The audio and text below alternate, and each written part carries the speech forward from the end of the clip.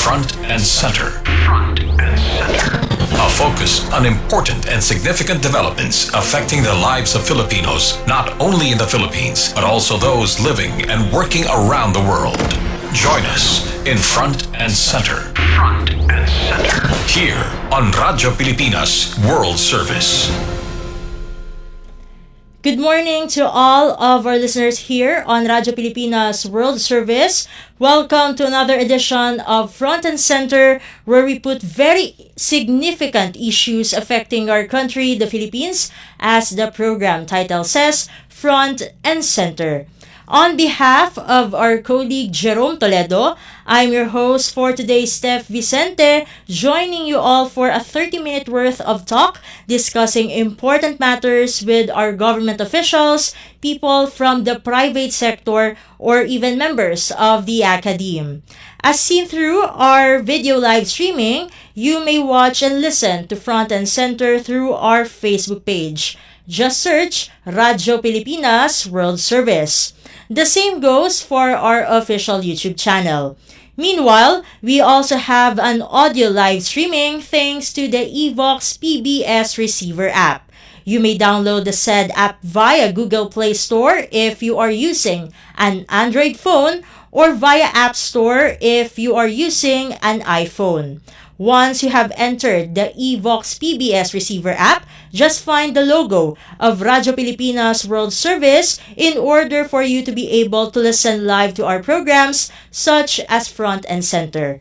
For today's edition of our program, we are going to talk about the Asian Development Bank or ADB trimming down its growth outlook for developing Asia and the Pacific amid the new global trade environment. The Asian Development Bank, or ADB, is trimming its growth outlook for developing Asia and the Pacific by zero point 0.1 and 0.2 percentage points for this year and next respectively, amid the emergence of a new global trade environment shaped by tariffs and updated trade agreements. In its Asian Development Outlook or ADO September 2025, economies in the Asian region are projected to grow by 4.8% this year and 4.5% next year compared with April forecast of 4.9% and 4.7% respectively. Higher tariffs imposed by the United States or US and elevated trade uncertainty are expected to weigh on the region's growth. Inflation will continue to ease to 1.7% this year amid lower prices for food and energy before increasing modestly to 2.1% next year as food prices normalize. Economies in Southeast Asia are seeing the largest downgrades to growth forecasts amid weaker global demand and elevated trade uncertainty. Growth in the sub-region is now projected at 4.3% for 2025 and the same for 2026, down 0.4 percentage points for each year compared with April's forecast.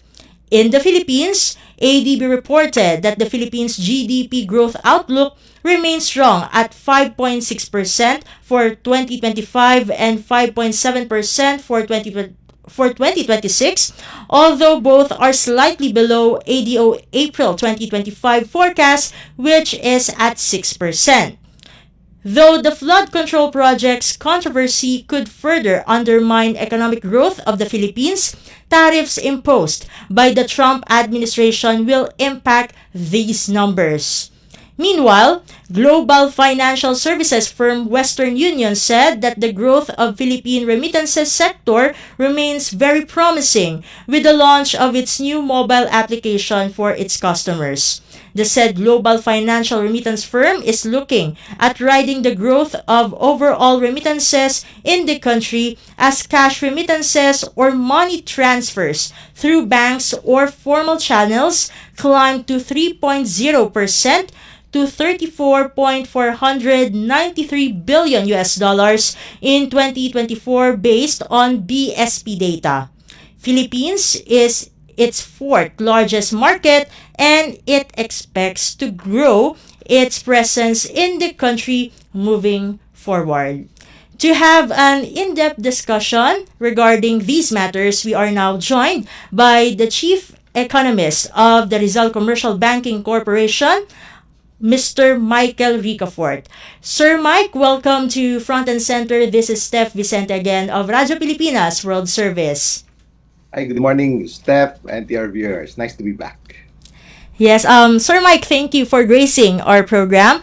Well, for our first question, as mentioned earlier, the ADB lowered its forecast for the Philippines, but the projected growth, which is 5.6% for 2025 and 5.7% for 2026, still appears relatively strong compared to the larger downgrades for Southeast Asia as a whole. What key domestic drivers are providing this resilience, and can they fully mitigate the weaker global demand and elevated trade uncertainty cited by the ADB?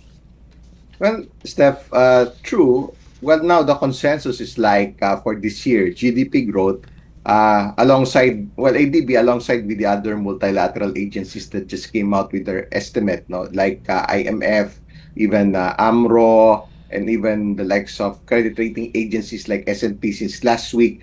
Well, the consensus is around 5.6 to 5.7% growth this year. That's decent because that's among the fastest growing in ASEAN and Asia, no? Probably after Vietnam. So for next year, the estimate is by ADB is 5.7%. Yes, it may have been slightly revised lower from 5.8%, acknowledging the external factors that are beyond the reasonable control, like Trump's higher tariffs, the trade wars, and the protectionist measures that could actually those measures external risk factors, largely because of the Trump factor, would slow down the world economy, and it would Hmm. indirectly slow down the Philippine economy. Before the Trump factor, the estimates by the multilaterals like ADB, World Bank, IMF, and credit rating agencies, they used to come from around 6% levels for this year and next year. So that's still decent. It's just a slight slowdown because our economy is resilient, it's domestically driven. Consumer spending is about almost 70% of the local economy, meaning to say the Philippines is not too reliant on exports, unlike our neighboring countries Hmm. that are largely export dependent and export driven, because exports would be hit by the Trump tariffs, and that's a headache for many countries and exporters around the region and around the world. So the Philippines export is the goods export is relatively lower. It's 3 to 5 times lower compared to major ASEAN countries. So therefore, there's some resilience in our local economy because our major sources of income for the country per se, no, since goods export is relatively lower compared to our neighbors in ASEAN and Asia. So the big sources of income include OFW remittances. That's $40 billion per year. Hmm. That's the fourth largest in the world after India, Mexico, and China. And imagine that's number four in the world. BPO revenues, that's also $40 billion. And by the way, $40 billion, that's close to already near 10% of the economy for each. So that's almost 20% contribution to the economy by just OFW remittances at 40 billion and BPO revenues at 40 billion also estimated this year. So, OFW remittances grew by leaps and bounds over the past 10 to 20 years. It only came from $1 billion in 2004. Now it's $40 billion. Last year it was $38 billion.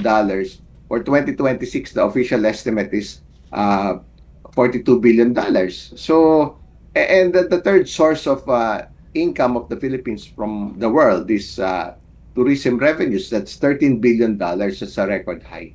So, remittances still expected to be resilient because that's critical to the backbone of the global workforce in an aging population and in the global supply chain. They're last to go, actually. That's Hmm. needed most by the world right now. And despite all this, yeah, there may be some slight slowdown, but it would be negligible. It would still be resilient. For BPO, yeah, it will still continue to grow. Yeah, realistically, there may be some slowdown. Some slowdown in the world economy would mean also some slowdown in transactions by the rest of the world to be outsourced here in the Philippines. But there's a special nuance on BPOs on outsourcing.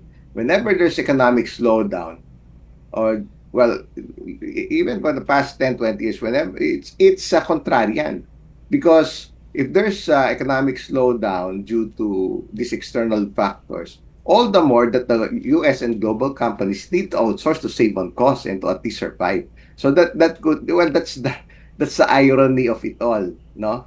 There are many companies around the world to stay competitive, at least to survive, they need to outsource because it only costs them 10 to 20% of their total cost to outsource here. It's 100% in developed countries like the US. So yeah, it makes a lot of business sense to do that, especially in challenging economic times in the world because of the Trump tariffs and other geopolitical risk factors.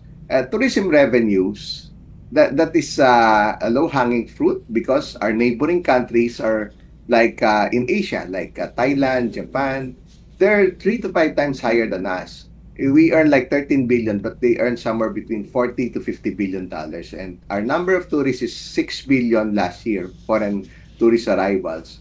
It's still below the pre-pandemic level of 7 to 8 million. So, and our neighboring countries are also 3 to 5 times higher. The likes of Thailand and Japan, at least 40 million tourists, and that's a low hanging fruit in the sense that there's great potential if infrastructure is improved further, the modernization and the increased capacity of airports and seaports, the subway system eventually, the first Metro Manila subway, that would help boost tourism, also boost foreign direct investment. So that's the source of resiliency for the Philippines, meaning to say it would continue to grow despite these external challenges. Yes, there may be some slowdown, some drag, indirect slowdown, but it will be manageable so far.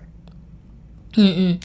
Sir Mike, earlier I just mentioned that based on the report, the flood control projects controversy as seen as something that would potentially undermine economic growth. How could these kinds of controversies influence investor confidence, government spending efficiency, and foreign direct investment? Well, there's no way to go but to really elevate the governance standards. No way. Because that's a global trend right now from the point of view of global regulators as well as local regulators.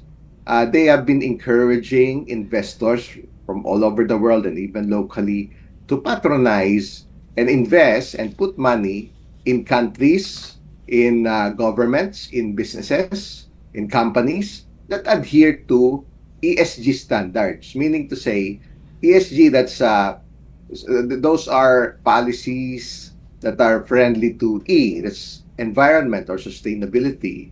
S, that's social, human rights, no? Friendly to people. And the G, of course, that's governance. It all starts and ends with good governance. So because adherence to ESG standards, that signals good business. That's why there's no way to go but to that. And also, we have seen that in the past 10 to 20 years here in the Philippines. Whenever there's a move for good governance to elevate further, stronger rule of law, stronger Mm. institutions, and of course, anti-corruption, anti-wastage, anti-leakage on the government expenditures, on the government revenues, also a greater enforcement of tax laws, running after tax cheats, and also plugging leakages also on the revenues because the government has been in budget deficit, meaning to say it spends more than what it earns. At least the Philippines has good track record, previous three administrations, previous three economic teams for the past 20 or so years. So they were able to manage well, and it's very important to really elevate the standards of governance and the crackdown on corruption, of course, and punishing the letting justice run its course Hmm. eventually. So that's good for the country because all the more that the world would patronize the Philippines if they see that, and because that's the way to go. Yeah, adherence to ESG standards, and that's something holistic and includes governance and rule of law, strong institutions of law. And if you look at all the more that if indeed these efforts are serious, there would be accountability. Those who need to be punished would the wheels of justice would be there, would move, and justice would be served.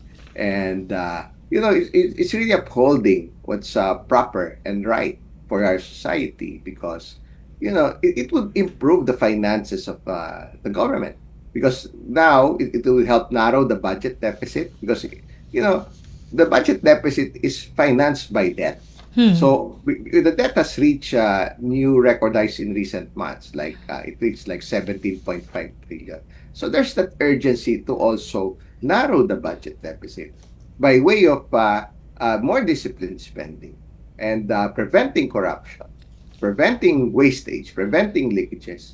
And that's on the expenditure side. And on the revenue side, strictly enforcing the tax laws as much as possible. And maybe in also passing reform measures, especially those that require legislation to further increase the structural sources of income of the government by way of taxes, because that's its primary lifeblood and income source, the taxes that it collects. And also, the last resort maybe would be new taxes also and higher tax rates. That's a last resort. But of course, as much as possible, it's the intensified tax collections and the enforcement of tax laws would be preferred. So that would be something good. We have seen that in the past, like in 2013, the Philippines won its first investment grade rating ever, Hmm. and that was followed by further upgrades in the country's credit ratings thereafter. So because of improved governance standards, true, there may be some slowdown in infrastructure spending because of greater scrutiny.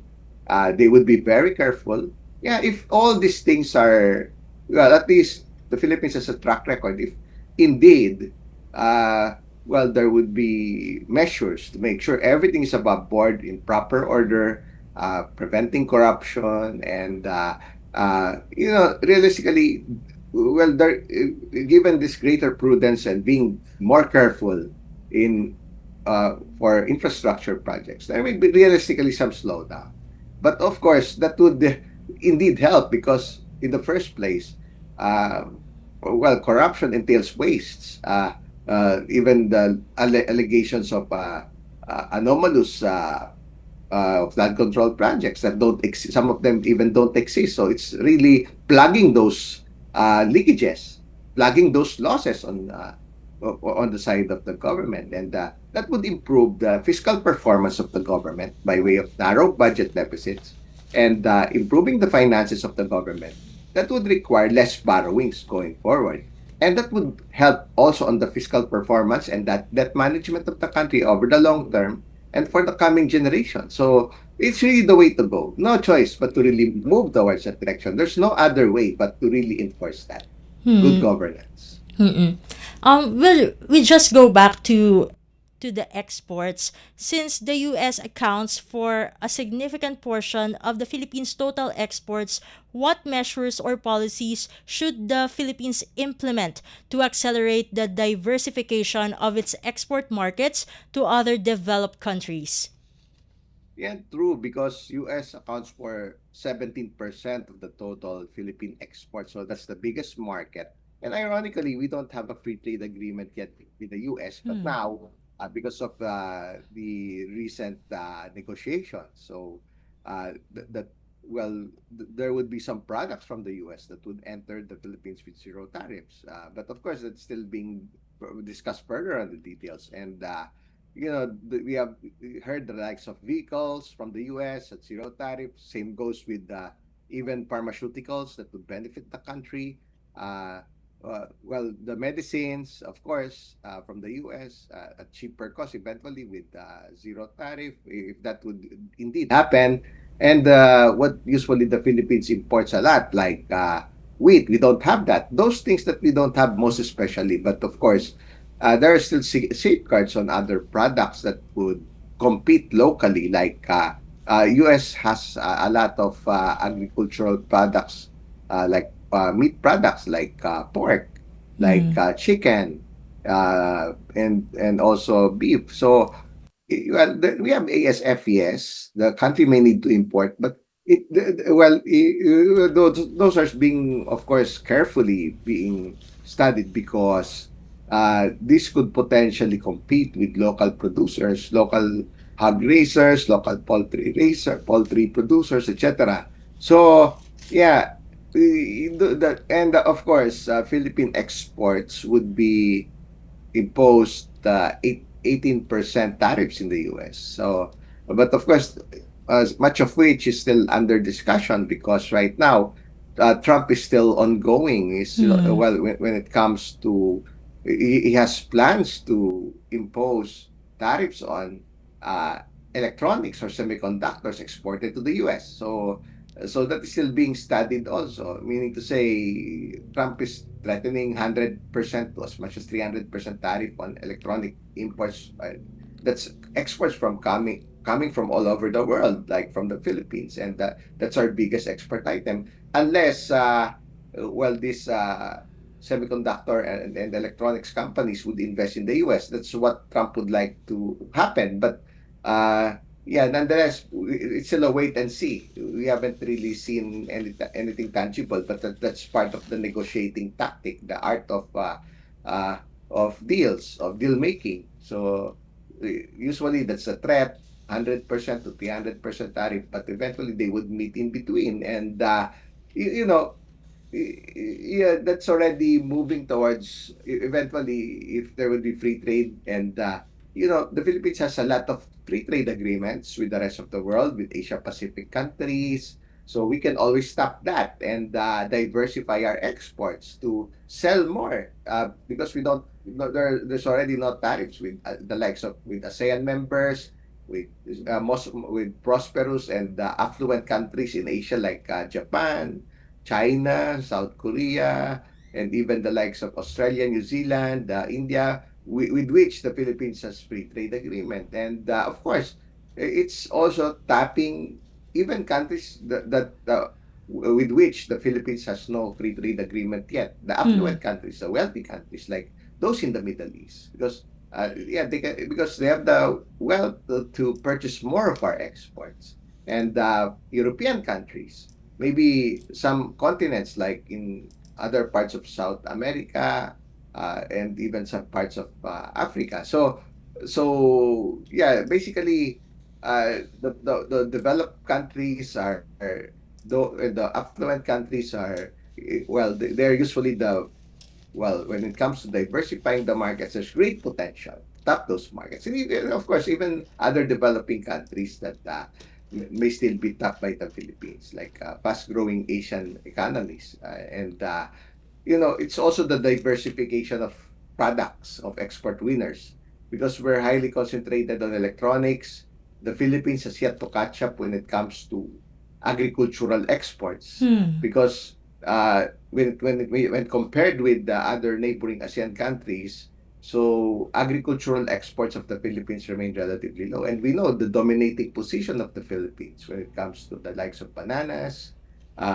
It's one of the top uh, top suppliers in markets like Japan and South Korea and even China. The tropical fruits, including pineapples and even seafood like tuna.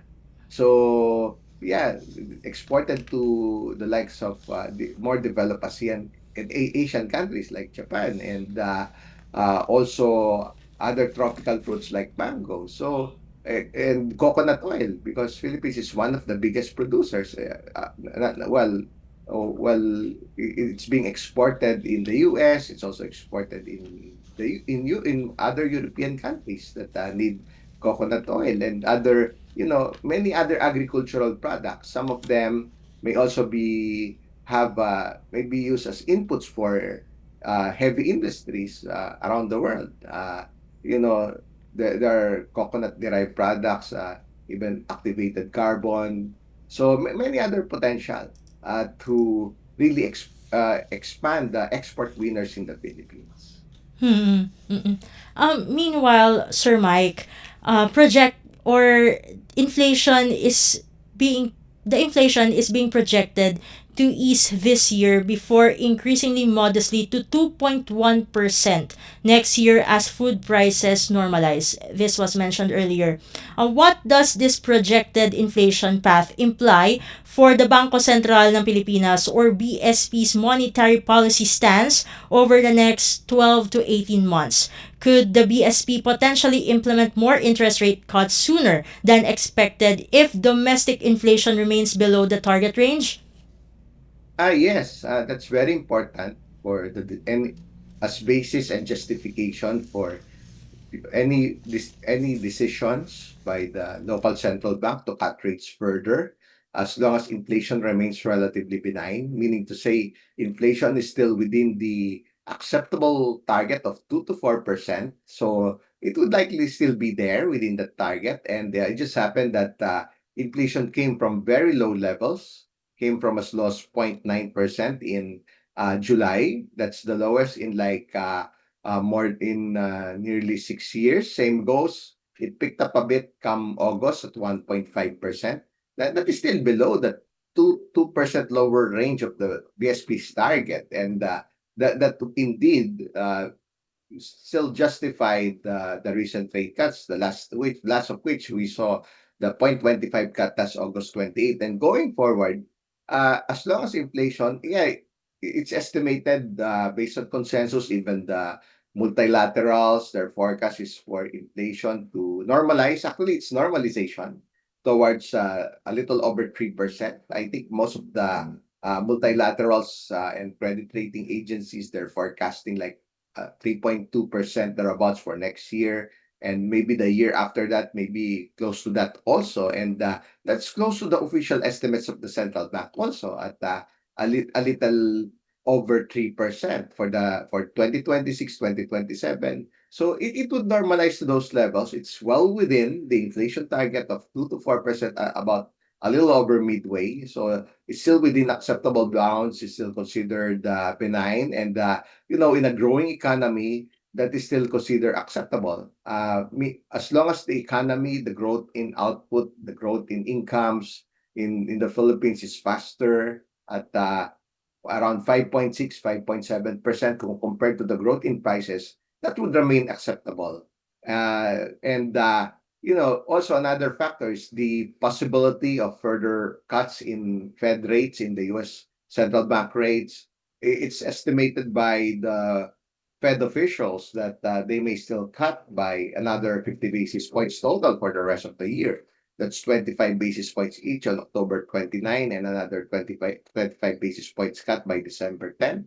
And that would be matched by the PSP. There's a good chance, because all the more now that especially that the economy needs support, because there are external risk factors like the higher tariffs and the trade wars that slow down the world economy, and also, yeah, the possibility of a slower government spending, especially slower increase in infrastructure projects because of being more careful, being more circumspect, and being more prudent to make sure that uh, to prevent the instances and of corruption, and also prevent also anomalies. So yeah, that's a trade-off. So if that would slow down government spending per se, that would also slow down the economy a bit. So it would also require and justify rate cuts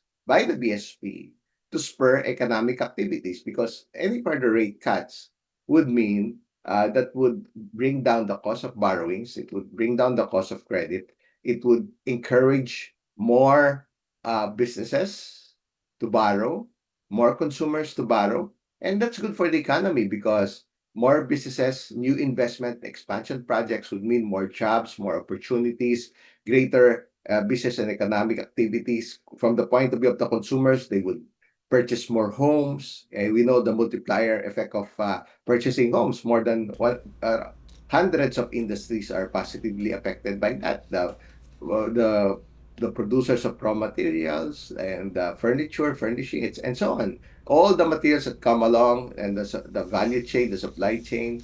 Of course, they would also purchase vehicles. They would also finance small businesses as well. So that's good for the economy. Whenever the BSP, the local central bank cut rates, that is usually positive that would spur greater economic activities and growth to better confront these external risk factors that are beyond the country's reasonable control. That's one of the sources of resiliency and the appropriate response by local monetary authorities. Same goes with the fiscal authorities.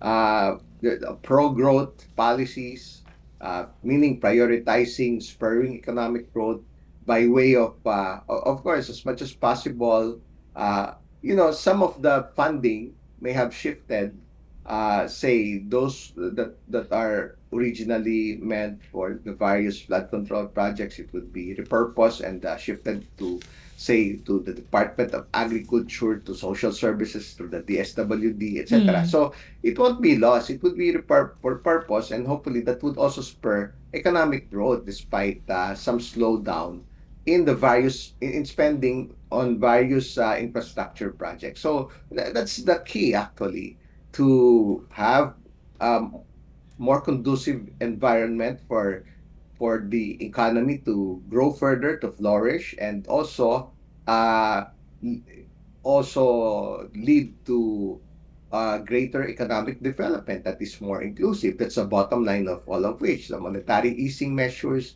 the of course the fiscal policies that are expansionary, and of course alongside with its within the bounds that is acceptable given the limited resources of the government and the need to narrow the budget deficit to make debt management and fiscal management sustainable over the long term and for the coming generations, while also attaining economic growth that is more inclusive, that would also lift more people from poverty. Mm-mm, mm-mm. Um, Meanwhile, when it comes to the remittances, cash remittances grew by 3.0% to 34.493 billion US dollars in 2024. Do you believe this 3% growth rate is the sustainable long-term trend for Philippine remittances? Yeah, it has been that way for many years, especially since the pandemic. That has been the growth rate of remittances, like at least for the past 5 to 10 years. So, but nonetheless, it's demographic based in the sense that you know uh, population growth has been below 1% in recent years. So that is still faster than economic growth. And because being demographic based, meaning to say the deployment is based on the profile of the population of the country, that kind of organic growth. No? And it's already, of course, coming from a higher base as a result. So that is sustainable. That is still decent, so to speak. Uh, Considering that remittances account for nearly 10% of the economy, and you know about 10% of the population are already either deployed or they're already integrated in the host countries around the world. So that's 10% of your population, more than 10% of the country's population already contributing to the country. Well, that's why we're not surprised that the Philippines is number 4 in the world for remittances. And the Philippines is the big, in an aging population.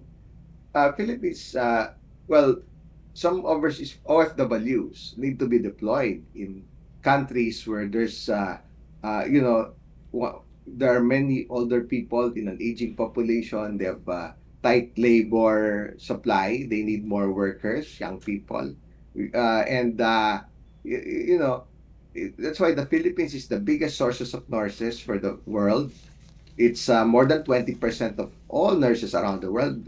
They come from the Philippines. Same goes with seafarers, those maritime workers.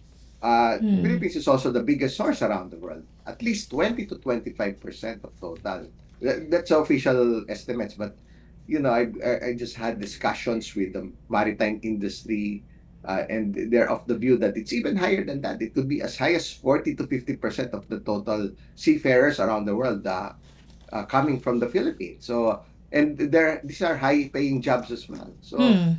that's why, yeah, the growth may be 3%, but if they're, of course, these are relatively higher paying jobs, and they contribute back to the Philippines. So, there have been studies also that, yeah, OFWs account for 10% of the population, but if you include the beneficiaries, the children, the dependents, the extended families, including the elderly parents, as much as uh, 50 million Filipinos benefit directly and indirectly from OFWs, their Mm. families and dependents. Mm. So Mm. that's why the impact is huge, so to speak, to support consumer spending. For many years, it has been the saving grace for the Philippines. That's one of the sources of resiliency. Mm. Even if the US under the uh, during the one big beautiful bill that was passed, it's a 1% tax on remittances in the US. However, that is negligible because the US accounts for like 40% of remittances. That's around $16 billion. If you tax 1% of that, that's around $160 million. That's 8 to 9 billion pesos. Mm. Mm. Well, Mm. that is negligible. But of course, realistically, you know, that 1% tax would go to the US government. Otherwise it would have been spent here in the Philippines, would have led to more sales, more incomes for the Philippine economy than otherwise. But it's negligible. It's a drop in the bucket because that's just that's essentially that's even overstated because those that pass in the US, may some of them may come from Middle Eastern countries. So it's not all in the US. So Mm. that's already overstated and conservative estimate. So Mm. it's negligible and manageable. Mm-mm. Sir Mike, I'll have to cut you there because we are running out of material time. Thank you so much again for giving us insights regarding the topic for today's edition of Front and Center. Until next time, thank you so much again at mabuhay po kayo. And thank you so much, Steph, and to your viewers. Mabuhay and good morning to everyone. And we were just joined by the chief economist of RCBC, no other than Sir Michael Ricafort. And that ends today's edition of Front and Center. This has been your host for today, Steph Vicente. Good day and stay safe, everyone. You have just heard and watched Front and Center. Front and Center. Join us again for another edition here on Radyo Pilipinas World Service. Front and Center.